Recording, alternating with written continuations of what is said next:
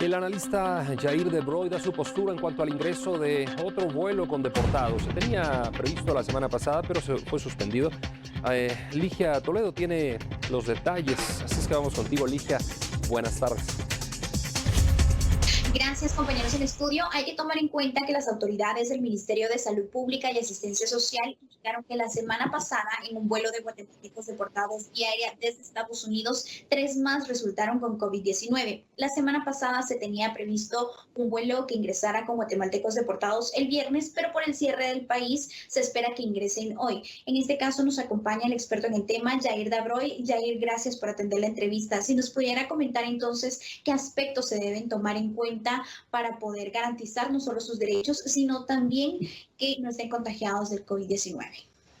Bueno, básicamente hay que recordar que hay ciertos protocolos de atención a este tipo de población migrante en situación de retorno, donde en primer lugar se tiene que establecer que efectivamente no son positivos con respecto a COVID-19.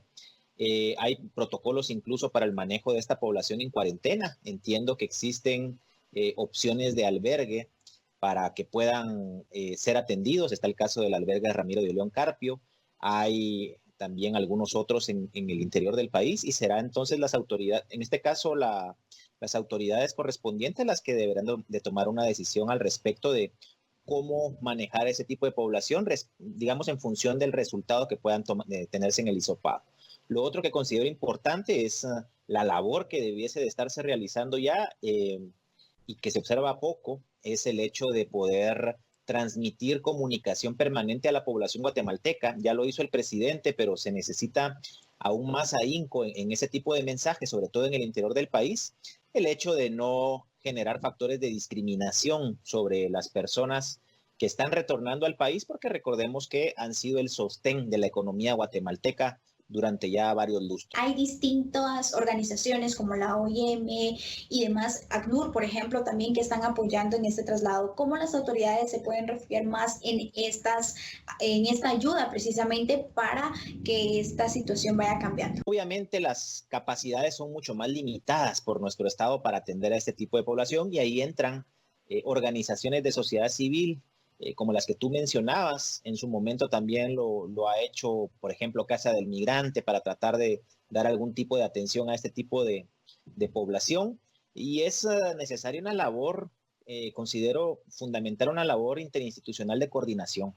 No solo entre instituciones del Estado, sino que me parece muy válida tu observación, cómo poder vincular esa labor interinstitucional del Estado propiamente. Estamos hablando de acciones de Cancillería, estamos hablando de acciones del Instituto Guatemalteco de las Migraciones, estamos hablando acciones de Conamigua como Secretaría Técnica, pero como de Conamigua también como directorio, y poder tener ese tipo de labor de coordinación con las organizaciones de sociedad civil. Regularmente lo que hemos encontrado son precisamente a veces choques donde organizaciones del Estado no se sienten muy cómodas trabajando como sociedad civil y sociedad civil demandando más acciones por parte de organizaciones de Estado. Entonces, creo que es importante ir tratando de superar esas fricciones o inconvenientes que se puedan tener, porque al final de cuentas hay un factor muy delicado acá, que es la población, digamos, no solo la población que está regresando al país propiamente, producto de una deportación que ya es una población vulnerable. Perfecto, muchas gracias, Jair, entonces por atender esta entrevista. Definitivamente es un tema complejo del que hay mucho por el que hablar, pero por supuesto nosotros acá a través de la televisión guatemalteca estamos brindándole a usted distintas aristas precisamente para que usted esté enterado y en este caso que haga conciencia, algo que mencionaba Jair, y es que no estigmaticen, no todos los guatemaltecos que han sido deportados desde Estados Unidos o bien también desde México están infectados con el COVID-19. Con esta información regreso al set principal.